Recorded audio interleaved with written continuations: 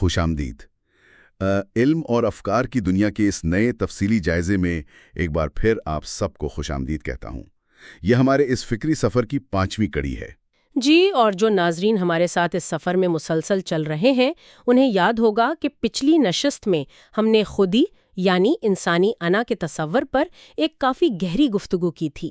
بالکل، ہم نے یہ سمجھنے کی کوشش کی تھی کہ انسان اس متحرک کائنات میں محض ایک تماشائی نہیں ہے بلکہ خدا کے ساتھ ایک شریک تخلیق ہے۔ درست، اور آج ہم اسی فکری تسلسل کو آگے بڑھاتے ہوئے علامہ محمد اقبال کے سب سے پیچیدہ اور مشہور فلسفیانہ کام کی طرف قدم رکھ رہے ہیں، یعنی the reconstruction of religious thought in اسلام۔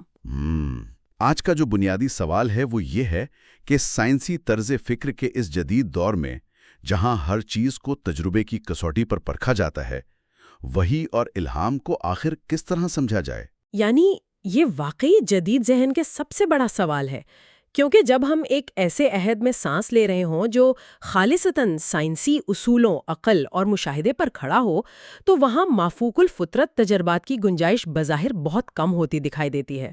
جی، اور اصل میں اقبال کا یہ کام جس پر ہم آج گفتگو کر رہے ہیں، یہ کوئی روایتی مذہبی کتاب تو ہے نہیں؟ بالکل نہیں، یہ دراصل کلاسیکی اسلامی الہیات جیسے امام غزالی اور اشعری مکتبہ فکر اور جدید مغربی فلسفے کا ایک انتہائی گہرا مکالمہ ہے۔ اقبال ایک طرف قدیم روایات کو سامنے رکھتے ہیں تو دوسری طرف وہ ایمانوئل کانٹ، ہنری برگسن اور ولیم جیمز جیسے جدید مغربی فلاسفہ کی فکر سے براہ راست الجھتے ہیں۔ کانٹ کا تو یہی ماننا تھا نا کہ انسانی عقل کی کچھ حتمی حدود ہیں اور وہ ان حدود سے باہر یعنی ماورائی حقیقتوں کو جاننے سے قاصر ہے۔ صحیح کہا آپ نے، کانٹ نے خالص عقل کی حدود متعین کر دی تھیں، لیکن اقبال یہاں برگسن اور ولیم جیمز کے افکار سے ایک راستہ نکالتے ہیں۔ وہ بتاتے ہیں کہ مذہبی تجربہ، جسے ہم عام طور پر محض ایک اندرونی یا سبجیکٹو کیفیت سمجھ لیتے ہیں، وہ دراصل ویسا ہی ایک آبجیکٹو اور حقیقی تجربہ ہے جیسا کہ ہمارا کوئی بھی عام حسی یا مادی تجربہ ہوتا ہے۔ یعنی اقبال وحی یا وجدان کو ایک سائنسی عہد میں علم کے ایک باقاعدہ ذریعے کے طور پر منوانے کی کوشش کر رہے تھے۔ جی بالکل، وہ یہ ثابت کرنا چاہتے تھے کہ یہ محض کوئی نفسیاتی وہم نہیں ہے۔ اور اس بحث کو آگے بڑھاتے ہوئے اقبال ایک بہت ہی حیرت انگیز اور منفرد تفریق پیش کرتے ہیں جو کہ صوفیانہ شعور اور پیغمبرانہ شعور کا فرق ہے۔ یہ وہ مقام ہے جہاں اس کتاب کا مطالعہ کرنے والا واقعی گہری سوچ میں پڑ جاتا ہے۔ یہ اقبال کا ایک ماسٹر سٹروک ہے۔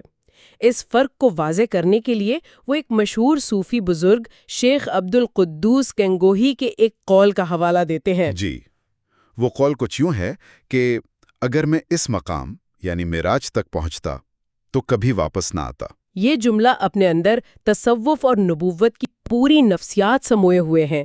اگر ہم اس قول کا تجزیہ کریں تو صوفی کا مقصد کیا نظر آتا ہے؟ صوفی کی معراج یا اس کی حتمی منزل یہ ہے کہ وہ خدا کی ذات کے ساتھ وصال پالے۔ وہ اس آبادی سکون اور روحانی لذت میں ہمیشہ کے لیے غرق ہو جانا چاہتا ہے۔ درست، صوفی کے لیے وہ آخری منزل وہ روحانی سکون ہے جہاں اس کی اپنی انفرادی حیثیت اور دنیاوی جنجال ختم ہو جاتے ہیں۔ وہ اس وصال کے بعد اسی سکون میں رہنا چاہتا ہے۔ لیکن پیغمبر کا معاملہ اس سے بالکل مختلف ہے۔ وہ بھی اسی روحانی بلندی، اسی حتمی حقیقت تک پہنچتا ہے، لیکن وہ اس سکون میں گم نہیں ہوتا، وہ واپس آتا ہے۔ جی ہاں، اور اس کی یہ واپسی کوئی عام واپسی نہیں ہوتی بلکہ یہ ایک انتہائی درجے کی تخلیقی واپسی ہوتی ہے۔ پیغمبر اس روحانی بلندی سے واپس آ کر تاریخ کا دھارا بدلنے کی کوشش کرتا ہے۔ یعنی وہ ایک نیا معاشرتی نظام قائم کرتا ہے، دنیا کو عملی طور پر بدلنے اور ایک نئی تہذیب کی بنیاد رکھنے کی جد و جہد کرتا ہے۔ صحیح، صوفی کا تجربہ اس کی ذات کی حد تک رہ کر ختم ہو جاتا ہے، جبکہ پیغمبر کا تجربہ تاریخ کے دھارے میں شامل ہو کر ایک نئی دنیا تخلیق کرتا ہے۔ اقبال کے نزدیک پیغمبر کا یہ عمل اس کے روحانی تجربے کی سچائی کی عملی اور تاریخی دلیل ہے۔ یہ فرق واقعی بہت اہم ہے۔ اور اسی تاریخی اور معاشرتی رہنمائی کے تصور سے اقبال کی سوچ کا ایک اور بہت ہی طاقتور پہلو ابھرتا ہے، جو کہ نظریہ ختم نبوت ہے۔ اور یہی وہ مقام ہے جہاں اقبال کلاسیکی الہیات کی ایک جدید تشریح کرتے ہیں۔ بالکل، روایتی طور پر ہم اسے ایک خالصتاً مذہبی عقیدے کے طور پر جانتے ہیں، لیکن اقبال نے اس کا جو فلسفیانہ اور ارتقائی دفاع پیش کیا ہے، وہ جدید علم کے طالب علموں کے لیے ایک نیا زاویہ ہے۔ اقبال نبوت کے اختتام کو صرف ایک تاریخی واقعہ نہیں بلکہ انسانی شعور کے ارتقاء کا ایک ناگزیر اور لازمی مرحلہ قرار دیتے ہیں۔ ان کا استدلال یہ ہے کہ انسانیت اپنے ابتدائی ادوار میں ایک کمسن بچے کی طرح تھی۔ جیسے ایک بچے کو ہر قدم پر رہنمائی کی ضرورت ہوتی ہے۔ جی بالکل، قدیم انسان کو بھی کائنات کو سمجھنے کے لیے ہر قدم پر مافوق الفطرت رہنمائی یعنی انبیاء کی ضرورت تھی۔ اس کا مطلب یہ ہے کہ نبوت کا اختتام دراصل انسان کو اس کے اپنے سہارے پر کھڑا کرنے کا اعلان ہے۔ اسلام کی آمد اور پیغمبر اسلام کے ساتھ انسانیت اپنی فکری بلوغت یعنی انٹلیکچول میچورٹی کو پہنچ گئی۔ صحیح کہا۔ اب اس فکری طور پر بالغ انسان کو کائنات کے اسرار سمجھنے کے لیے مافوق الفطرت بیساکھیوں کی ضرورت نہیں رہی۔ اقبال کے نزدیک یہ استقرائی عقل یعنی انڈکٹیو انٹلیکٹ کی پیدائش کا وقت تھا۔ اور یہ انڈکٹیو انٹلیکٹ وہی طرز فکر ہے جس پر ہماری تمام تر جدید سائنس کھڑی ہے۔ درست۔ جب یہ اعلان کر دیا گیا کہ اب کوئی نیا پیغمبر نہیں آئے گا تو اس کا سیدھا سا مطلب یہ تھا کہ اب انسان کو کائنات کو سمجھنے کے لیے آسمان کی طرف دیکھنے کے بجائے زمین، فطرت، تجربے اور اپنی عقل کا راستہ اپنانا ہوگا۔ یہ دراصل انسان کی فکری خود مختاری کا بڑا اعلان تھا۔ یہ ایک بہت ہی مثبت اور ارتقائی نظریہ معلوم ہوتا ہے، لیکن یہاں ایک بہت ہی منطقی سوال جنم لیتا ہے۔ اگر اب نئے پیغمبر نہیں آئیں گے تو انسان کے لیے اس پیچیدہ دنیا میں رہنمائی کا حتمی ذریعہ کیا ہوگا؟ اقبال کے نزدیک پوسٹ پروفیٹک ایرا میں 3 ایسی چیزیں ہیں جو اب ختمی اتھارٹی کا درجہ رکھتی ہیں۔ ان میں سے پہلی چیز فطرت یا نیچر کا سائنسی مشاہدہ ہے۔ یعنی لیبارٹوری میں کیا جانے والا سائنسی مشاہدہ بھی الہامی ہدایت کے تسلسل کا ہی حصہ بن جاتا ہے۔ جی، یہ ایک پروفاؤنڈ ایپسٹمولوجیکل شفٹ ہے جو اقبال متعارف کرواتے ہیں۔ دوسری چیز تاریخ کا مطالعہ ہے اور تیسری چیز انسان کا اپنا باطنی تجربہ یا عقل ہے۔ ان تینوں ذرائع سے انسان کو اپنا راستہ خود بنانا ہے۔ لیکن یہاں آخر بات واقعی تھوڑی پیچیدہ ہو جاتی ہے۔ ہم نے جو سیکنڈری سورسز اور تنقیدی مضامین دیکھے ہیں، ان میں کچھ بہت ہی ٹھوس علمی سوالات اٹھائے گئے ہیں۔ کرٹیکل سکالرز یہاں ایک فلسافیکل ٹینشن نوٹ کرتے ہیں، اور ایک علمی رویہ یہی تقاضا کرتا ہے کہ ہم ان سوالات کا مکمل غیر جانبداری سے جائزہ لیں۔ سب سے اہم سوال جو تنقید نگار اٹھاتے ہیں وہ یہ ہے کہ اگر ہم ختم نبوت کو محض سائنسی طریقہ کار کی پیدائش قرار دے دیں تو اس کے کچھ سنگین الہیاتی خطرات بھی ہیں۔ ظاہر ہے، اگر وحی کا اصل مقصد صرف انسان کے اندر سائنسی مشاہدہ یا انڈکٹیو انٹلیکٹ کو پیدا کرنا تھا، تو کیا اس سے وحی کی اہمیت محض ایک معاشرتی یا ارتقائی سیڑھی تک محدود تو نہیں ہو جاتی؟ یہ ایک بڑا تھیولوجیکل رسک ہے۔ ناقدین کہتے ہیں کہ اس تشریح سے وحی کی وہ دائمی حیثیت متاثر ہوتی ہے، لیکن یہ صرف فلسفے تک محدود نہیں۔ جدید سائنس، خصوصاً علم اعصاب یا نیورو سائنس نے بھی اس تصور پر سوالیہ نشان لگایا ہے۔ جی، یہ نیورو سائنس والی بحث واقعی قابل غور ہے۔ اقبال نے کوشش کی تھی کہ مذہبی تجربات کو ایک معروضی اور حقیقی دنیا سے رابطے کا ذریعہ ثابت کیا جائے، لیکن آج کی نیورو سائنس ایک مختلف حقیقت پیش کرتی ہے۔ جدید علم اعصاب بتاتا ہے کہ ہمارے دماغ میں ایک نیٹ ورک ہوتا ہے جسے ڈیفالٹ موڈ نیٹ ورک یا DMN کہا جاتا ہے۔ یہ ہمارے اندر آنا یا میں کا احساس پیدا کرتا ہے۔ اور تجربات بتاتے ہیں کہ جب کوئی شخص کسی گہری صوفیانہ کیفیت میں ہوتا ہے تو اس کے دماغ میں اس DMN کی سرگرمی اچانک گر جاتی ہے۔ بالکل، تو جب دماغ کے اس حصے کی کارکردگی کم ہوتی ہے تو انسان کی انا عارضی طور پر تحلیل ہو جاتی ہے اور اسے ایسا محسوس ہوتا ہے کہ وہ کائنات کے ساتھ ایک ہو گیا ہے۔ سائنسدانوں کے نزدیک یہ کوئی ماورائی تجربہ نہیں بلکہ محض ایک نیورل اور کیمیکل تبدیلی ہے۔ یہ واقعی ایک بڑا مسئلہ ہے۔ اگر صوفیانہ تجربہ محض دماغ کے ایک حصے کے بند ہو جانے کا نام ہے، تو کیا اسے کسی خارجی اور معروضی حقیقت کا ثبوت مانا جا سکتا ہے؟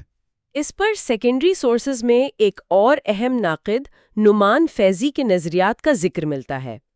نعمان فیضی نے اقبال کے تصورات میں موجود ایک بہت گہرے پیراڈاکس کی نشاندہی کی ہے۔ جی، فیضی کا استدلال یہ ہے کہ اقبال بیک وقت دو مختلف فلسفیانہ کشتیوں میں سوار ہونے کی کوشش کر رہے ہیں۔ درست، ایک طرف وہ روایتی اسلامی عقائد کا دفاع کر رہے ہیں جو کہ ریپریزنٹیشنل طریقہ کار کہلاتا ہے، یعنی کائنات کی ایک حتمی اور مستقل حقیقت موجود ہے اور وہی اس کی درست نمائندگی کرتی ہے۔ اور دوسری طرف وہ جدید دور کی عملیات پسندی یعنی پریگمیٹزم کے زیر اثر ہیں۔ پریگمیٹزم کے بانی ولیم جیمز کے نزدیک سچائی کا فیصلہ اس بات سے ہوتا ہے کہ اس کے عملی اور معاشرتی نتائج کیا ہیں۔ تو الجھن یہ ہے کہ کیا آپ بک وقت اس بات پر یقین رکھ سکتے ہیں کہ سچائی آسمانی اور حتمی ہے، اور ساتھ ہی یہ بھی کہیں کہ سچائی کا فیصلہ اس کے دنیاوی اور عملی نتائج پر ہوگا؟ یہ ایک ایسی فکری ٹینشن ہے جو اقبال کے ہاں واضح نظر آتی ہے۔ اور اس ٹینشن کی ایک اور بڑی مثال اقبال کے پیش کردہ خدا کے تصور میں نظر آتی ہے۔ کلاسیکی الہیات جیسے اشعری مکتبہ فکر میں خدا کا تصور ایک حتمی، جامد اور زمان و مکان سے ماورا ہستی کا ہے۔ لیکن اس کے برعکس اقبال خدا کو ایک الٹیمیٹ ایگو یا مطلق انا کے طور پر پیش کرتے ہیں۔ وہ کہتے ہیں کہ کائنات اور خدا ایک پیور ڈیوریشن یا خالص دورانیے میں مسلسل تخلیقی عمل سے گزر رہے ہیں، یعنی ایک ڈائنامک خدا جو ہر لمحہ نئی تخلیق کر رہا ہے۔ یہاں سائنٹیفک پیراڈائم پر انحصار کرنے کا سب سے بڑا خطرہ سامنے آتا ہے۔ اگر ہم جدید فزکس کی بلاک یونیورس تھیوری کو دیکھیں تو وہ کہتی ہے کہ وقت ایک فلم کے ریل کی طرح ہے، ماضی، حال اور مستقبل پہلے سے ہی موجود ہیں۔ جی ہاں، اور اگر فزکس کا یہ نظریہ حتمی سچی قرار پا جائے کہ مستقبل پہلے سے طے شدہ ہے، تو اقبال کے اس متحرک خدا اور مسلسل تخلیق کے تصور کا کیا بنے گا؟ بالکل، مذہب کی عمارت کو سائنس کی بدلتی ہوئی بنیادوں پر کھڑا کرنا ایک بڑا فلسافیکل رسک ہے جس کی نشاندہی جدید ناقدین کرتے ہیں۔ اس تمام بحث کا خلاصہ یہ ہے کہ اقبال کی اصل کامیابی یہ نہیں کہ ہم ان کے ہر جواب سے اتفاق کریں، بلکہ ان کی اصل قدر اس نئی فکری روش میں ہے جو وہ پیدا کرتے ہیں۔ وہ انسان کو اندھی تقلید کے بجائے سوچنے، سوال کرنے اور مشکل نظریات کے ساتھ الجھنے کی ہمت دیتے ہیں۔ ختم النبوت اصل میں انسانی انٹلیکچول انڈیپینڈنس کی طرف بلاوا ہے۔ اور اس تنقیدی رویے کو سمجھنا آج کے دور میں بہت ضروری ہے۔ خیر، وقت کے ساتھ ہم اس نشست کے اختتام کی طرف بڑھ رہے ہیں۔ جی، اور ناظرین، ہماری اگلی نشست جو کہ اس سیریز کا ایپیسوڈ 6 ہوگی، اس میں ہم الہیت سے نکل کر معاشرت کی طرف جائیں گے۔ ہم قانون، اجتہاد اور سیاسی فکر پر بات کریں گے اور دیکھیں گے کہ اقبال کس طرح قانونی جمود کو تنقید کا نشانہ بناتے ہیں۔ آپ سب سے گزارش ہے کہ چینل کو سبسکرائب کریں اور کامنٹس میں اپنی علمی آراء کا اظہار ضرور کریں۔ اور جانے سے پہلے ایک آخری اور فکر انگیز سوال جو آپ سب کو غور کرنے کے لیے چھوڑے جا رہا ہوں۔ اگر اقبال کے نزدیک انسانیت اب فکری طور پر بالغ ہو چکی ہے اور اسے کائنات کو سمجھنے کے لیے صرف اپنی عقل اور سائنسی مشاہدے پر انحصار کرنا ہے، تو انسان اس وقت رہنمائی کے لیے کہاں جائے گا جب یہ جدید منطقی سانچے اور سائنسی حقائق خود ہی غلط ثابت ہو جائیں؟ جب بدلتی ہوئی سائنس انسان کو بے یقینی میں ڈھکیل دے، تو کیا تنہا انسانی عقل کسی مافوق الفطرت سہارے کے بغیر واقعی مکمل ہو سکتی ہے؟ اس گہرے سوال کے ساتھ اس جائزے کو یہیں روکتے ہیں۔ اگلی نشست تک کے لیے خدا حافظ۔